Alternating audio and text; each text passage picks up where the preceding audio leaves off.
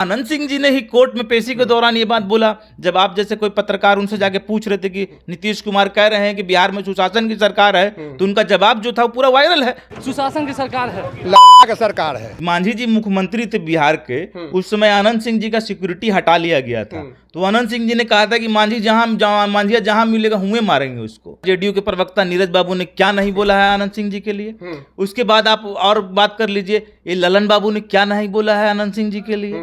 तो स्पष्ट है ना कि फंसाया तो गया था इन्होंने, जिनको फंसाया गया तो उन्होंने स्वीकार किया। ललन बाबू ने कितना गाली दिया भाई खुल के आनंद सिंह जी को, और नीरज बाबू ने तो अनाप शनाप बहुत कुछ बोल दिया, मर्यादित भाषा तक का प्रयोग किया आनंद सिंह जी के बारे में। तो आनंद सिंह जी कोई नासमझ व्यक्ति तो है नहीं, सब समझ रहे हैं। आप कह रहे हैं अनाज के नाम पे वोट दे रहे हैं, अनाज के नाम पे वोट दे रहे हैं। मोदी जी अनाज के नाम पे वोट तो ले रहे हैं, आप अनाज के नाम पे वोट ले रहे हैं। आप बताइए कि अनाज लेने वाला लोगों का संख्या बढ़ कैसे रहा है। अनाज नहीं लेना है, हम लोगों को अनाज नहीं चाहिए, हम लोगों को अनाज का भीख नहीं चाहिए। हम लोगों को चाहिए कि हम लोग उस लायक हों कि हम अनाज खरीद के खा लें।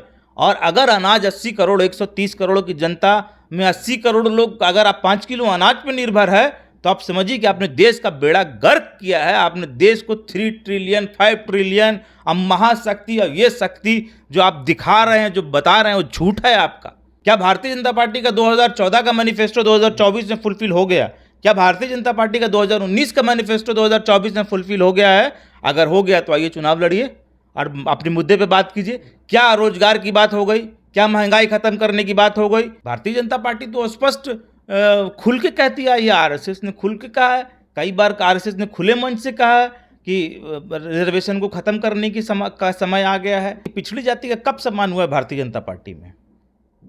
अभी पिछड़ी जाति से उप मुख्यमंत्री है। अरे भाई, आप मुखौटा बना सकते हैं, आप सम्मान थोड़ी दे सकते। सुशासन बाबू वाले बिहार में न ही किसी को बचाया जाता है और न ही किसी को फंसाया जाता है। अनंत सिंह को 15 दिन के पेरोल मिलने के बाद बिहार की राजनीति गर्मा गई और विपक्ष ये आरोप लगा रहा है कि चुनाव को प्रभावित करने के लिए अनंत सिंह को बेल दिया गया। हालांकि ये निर्णय अदालत का यानी कि कोर्ट का है और कोर्ट पर सवाल खड़ा कर रहा है विपक्ष की ये अनंत सिंह को छुड़ाने का साजिश है। हमारे साथ में शान परवेज है, पप्पू यादव के बेहद करीबी हैं और मगध क्षेत्र से आते हैं, मगध क्षेत्र की राजनीति को समझते हैं। बिहार में जो चल रहा है और अनंत सिंह को जो बेल मिला गया, आप लोग को क्यों लग रहा है कि यह साजिश है? देखिए, साजिश तो ये तो अनंत सिंह जी खुद ही बोले थे कि उनको साजिश के तहत फंसाया गया है। उन्होंने मीडिया के समय उस समय खुल के बात बोला था कि उनको सरकार ने फंसाया है, उनको नीतीश कुमार जी ने फंसाया है। नीतीश कुमार जी का स्वयं ये बयान आया था कि हम किसी अपराधी को नहीं बख्शा जाएगा बिहार के अंदर। ये तो बयान नीतीश कुमार जी का खुद का था, ये बयान आनंद सिंह जी का खुद का है, स्वयं का बयान है। इतना सारा ये सब बात जो बोले हैं लोग तो खुद बोले। क्या उनके प्रवक्ता, जेडीयू के प्रवक्ता नीरज बाबू ने क्या नहीं बोला है आनंद सिंह जी के लिए? उसके बाद आप और बात कर लीजिए, ये ललन बाबू ने क्या नहीं बोला है आनंद सिंह जी के लिए। तो स्पष्ट है ना कि फंसाया तो गया था इन्होंने, जिनको फंसाया गया तो उन्होंने स्वीकार किया। कई सारा मुद्दे पे बात किया उन्होंने, कई सारी बातें खोली, कई सारा राज खोला कि कैसे फंसाया गया उनको। और आनंद सिंह जी ने ही कोर्ट में पेशी के दौरान ये बात बोला, जब आप जैसे कोई पत्रकार उनसे जाके पूछ रहे थे कि नीतीश कुमार कह रहे हैं कि बिहार में सुशासन की सरकार है, तो उनका जवाब जो था वो पूरा वायरल है। चलाइए उस बात को कि किसकी सरकार है, और आज बताएं नीतीश बाबू की किसकी सरकार है। जो कहते थे कि हम करप्शन से समझौता नहीं करेंगे, हम अपराधियों से समझौता नहीं करेंगे, तो आपने अपराधी आनंद सिंह को साबित किया, आपने जेल में भिजवाया आनंद सिंह को, और आनंद सिंह जी को जेल में आपने भिजवाने का काम किया। तो आप अब बचाने का काम कर रहे हैं, तो आपका जो वो बात है कि हम न किसी को फंसाते हैं न किसी को बचाते हैं, वो भी फॉल्स है। अच्छा, एक सवाल ये है कि आपको क्या लग रहा है कि आप मगध क्षेत्र की राजनीति को समझते हैं, उस क्षेत्र से आते हैं, क्या अनंत सिंह को इसलिए निकाला गया क्योंकि ललन सिंह कमजोर पड़ रहे थे, अशोक महतो भारी पड़ रहे थे? अरे भाई नहीं तो क्या दरकार है, दूसरा बात हो सकता है क्या? ये तो स्पष्ट है ना, ये तो समझ में आ ही रहा है, खुल के समझ में आ रहा है, देख रहा है कि अगर आप जिसको फंसाए थे आज उसको बचाने का काम कर रहे हैं, जिसको आपने जेल भेजने का काम किया आज उससे जाकर मदद मांगने का काम कर रहे हैं। और हम लोगों ने तो, कांग्रेस पार्टी ने आनंद सिंह जी को तो चुनाव लड़ाया ही था लोकसभा का, और जिन्होंने उनके विरोध चुनाव लड़ा और जिन लोगों ने उनको हराने का काम किया और जिन लोगों ने उनके खिलाफ षड्यंत्र करने का काम किया, आज वही लोग कह रहे हैं कि आनंद सिंह बहुत अच्छा हो गए हैं और आनंद सिंह जी का जरूरत उनको पड़ रहा है। तो ये सवाल तो अब आनंद सिंह जी को खुद सोचना चाहिए कि उनको क्या करना है और उनको कैसे जनता दल यूनाइटेड किस तरह से उपयोग कर रहा है, यूज कर रहा है, ये तो उनको खुद समझना पर चाहिए। एक सवाल ये भी है ना कि अनंत सिंह की पॉपुलैरिटी सिर्फ अपनी जाति में नहीं है, पिछड़ी जाति में भी है, दलित जाति में भी है। हर जगह उनको एक अपने चेहरे पे वोट मिलता है, तो पिछड़ी जाति का वोट भी मिलेगा, दलित जाति का वोट मिलेगा, क्योंकि जीतन राम मांझी उनके साथ हैं, चिराग पासवान उनके साथ हैं। अरे मांझी जी का बात आप बोले, मांझी जी से याद आ गया कि मांझी जी मुख्यमंत्री थे बिहार के, उस समय आनंद सिंह जी का सिक्योरिटी हटा लिया गया था। तो आनंद सिंह जी ने कहा था कि मांझी जहां मिलेगा हुए मारेंगे उसको, बोला था ना। हाँ, हम बोल रहे हैं ये सब बात, ये तो बोला था कि नहीं बोला था। बिहार सरकार नीतीश कुमार के बारे में क्या बोला था उन्होंने कि सुशासन की सरकार नहीं, किसकी सरकार है? तब बताइए, ये सब बात उनसे ना पूछना चाहिए कि हम लोग से जाकर नीतीश कुमार से बात कीजिए कि क्या फंसाने का काम कर रहे थे कि आप बचाने का काम कर रहे हैं। अगर अभी आप बचाने का काम कर रहे हैं तो पहले आपने फंसाने का काम किया, और अगर आपने अभी पहले फंसाने का काम नहीं किया तो अभी आप बचाने का काम कर रहे हैं। दो ही चीज ना हो सकता है, या तो दलित वोटर इस मुद्दे पर वोट करेगा कि अनंत सिंह जिस तरह से जीतन राम मांझी को अपमानित किए, दलितों का अपमान किए, इस मुद्दे पे एग्रेसिव हो पाएगा? जीतन राम मांझी भी उनके साथ है, एनडीए के साथ है। देखिए, मांझी जी ने तो खुद ही उनका विरोध किया है, तो मांझी जी उनके सपोर्ट से कैसे वोट ले लेंगे भाई? जो मांझी जी खुद उनका विरोध किया है कि मांझी जी ने उनका सिक्योरिटी हटा लिया, उनकी हत्या हो सकती थी, उनकी जान को खतरा हो सकता था, तो जब उनके सिक्योरिटी को हटा लिया, उनको जान का थ्रेट दे दिया, और उन्होंने खुद कहा कि सरकार मेरी हत्या कराना चाहती है, वो उनके समर्थन से वोट कैसे कन्वर्ट हो जाएगा? ये हमारे समझ से बाहर की बात है। और जिन लोगों ने ललन बाबू ने कितना गाली दिया भाई खुल के आनंद सिंह जी को, और नीरज बाबू ने तो अनाप शनाप बहुत कुछ बोल दिया, अमर्यादित भाषा तक का प्रयोग किया आनंद सिंह जी के बारे में। तो आनंद सिंह जी कोई नासमझ व्यक्ति तो है नहीं, सब समझ रहे हैं, राजनीति उनको भी समझ में आ रहा है, वो भी एक दिग्गज राजनेता हैं बिहार के, और हम लोगों ने तो उनको सम्मान देने का काम किया ही। हम लोगों ने तो लोकसभा तक लड़ा दिया उनको। उनकी पत्नी हम लोगों की इंडिया अलायंस से विधायक बन के आई। जब उनको जेल भेजने का काम किया, हम लोगों ने उनको लोकसभा का टिकट दिया। जेल जाने के बाद में उनकी पत्नी को हम लोगों ने विधायक बनाने का काम किया। तो हम लोग तो कहीं ना कहीं सिंपैथी तो रही है, हम लोगों तो उनके लिए स्टैंड लिया ही है कि जब बुरा समय था तो हम लोग उनके साथ खड़े थे। और जिन लोगों ने आपको फंसाने का काम किया, आज अगर आपको उपयोग कर रहे हैं तो ये तो आपको विचार करना है ना कि आप किसके साथ जा रहे हैं।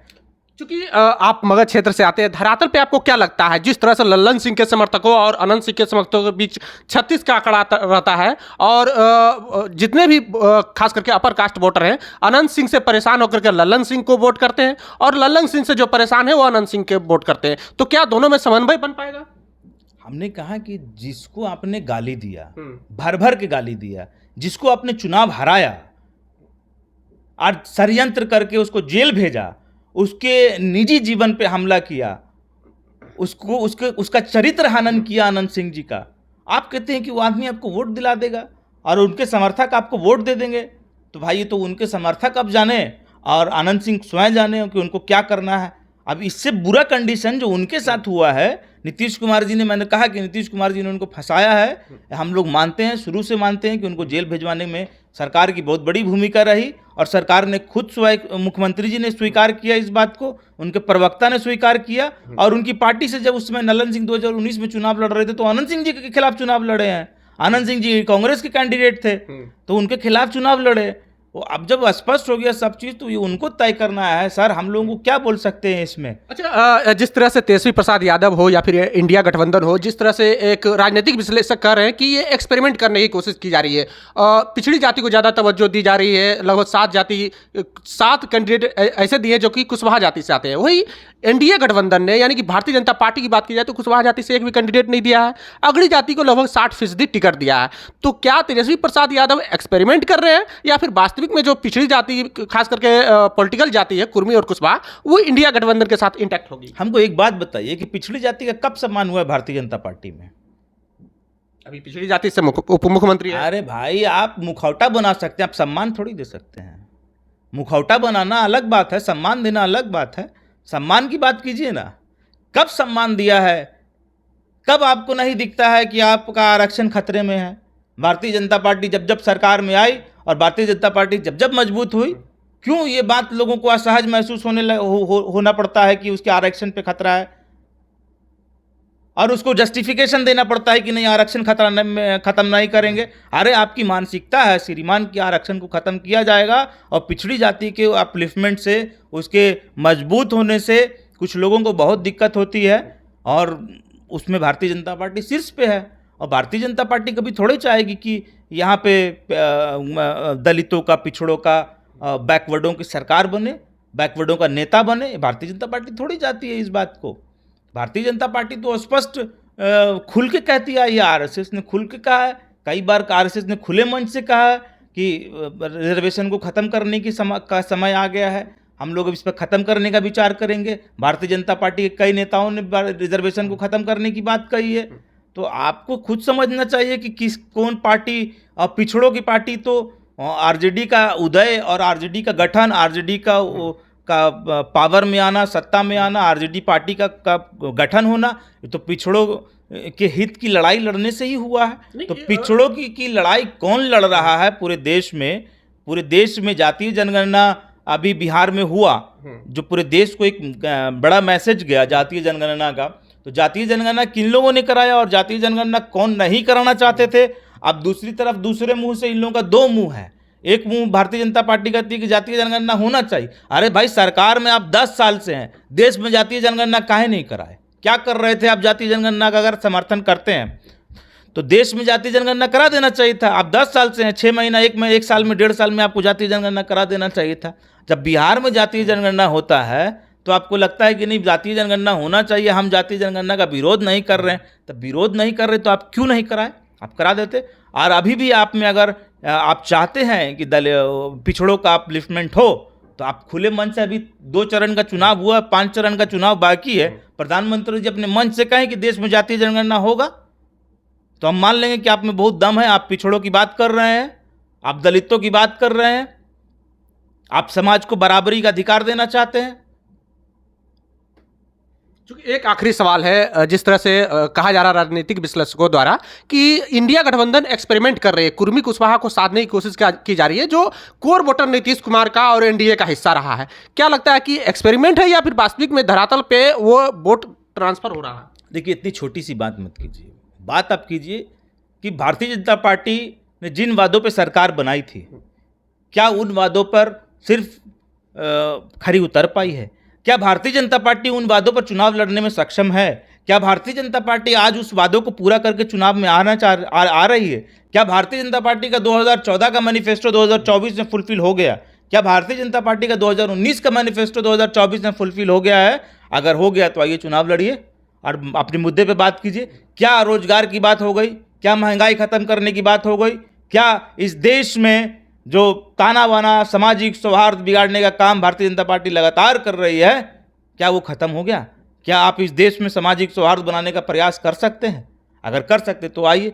नौजवानों को रोजगार चाहिए, यहाँ भूखमरी बढ़ रही है। आप कह रहे हैं अनाज के नाम पे वोट दे रहे हैं, अनाज के नाम पे वोट दे रहे हैं। मोदी जी, अनाज के नाम पे वोट तो ले रहे हैं आप, अनाज के नाम पे वोट ले रहे हैं। आप बताइए कि अनाज लेने वाला लोगों का संख्या बढ़ कैसे रहा है?